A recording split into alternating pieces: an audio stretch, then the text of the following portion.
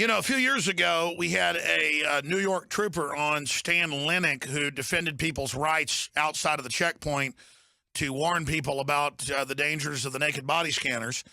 And the airport ended up, the state police ended up backing him. And that video got a couple million views, made national news. And I've told my crew, because I see out there in the public police officers being professional, being helpful, really doing a tough job. 9 times out of 10 in most departments. Sure, there's a lot of thugs that end up getting hired. There's some departments that become bad. Some of the unions defend bad officers.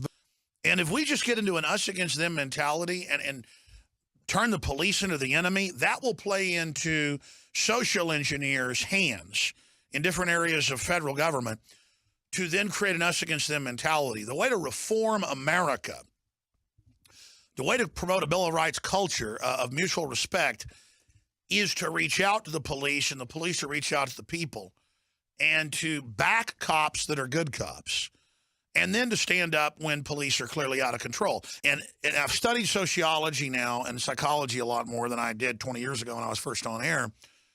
And I saw the militarization of police and unconstitutional things, and I got mad at the police and would just yell at them, basically.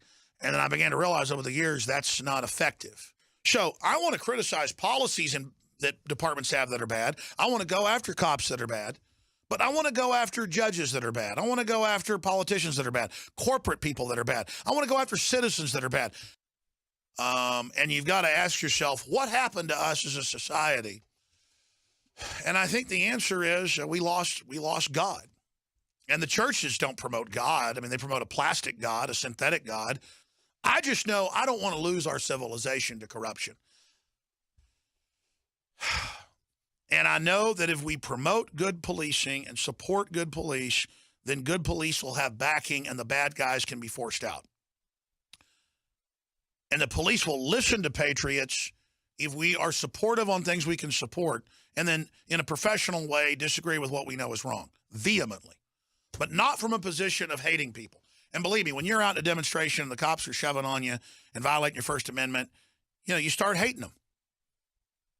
And that's popular. I start yelling at cops, start taking my jacket off in Dallas saying, all right, you just pushed over a guy with his little 6-year-old daughter. I was ready to fight. At that point, they got radioed and basically left immediately because they could tell the crowd went from being pushed back to, it was real. It's like they knew and so you can say, well, they're good cops. They didn't just want to get in a fight with me.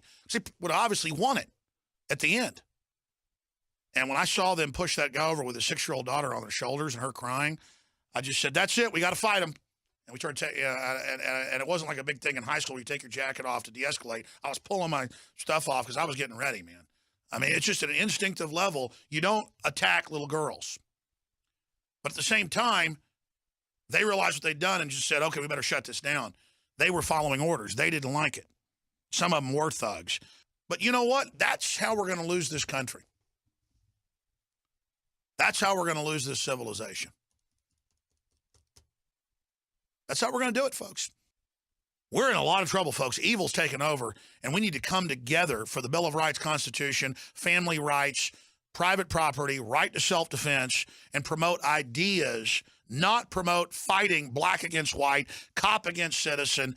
That's what you see out of MSNBC. That's the agenda they're promoting. That's what they want to do. They want us all at each other's throats so they won't notice when they swindle us devaluing the dollar. So we won't notice while the globalists absolutely gut this country.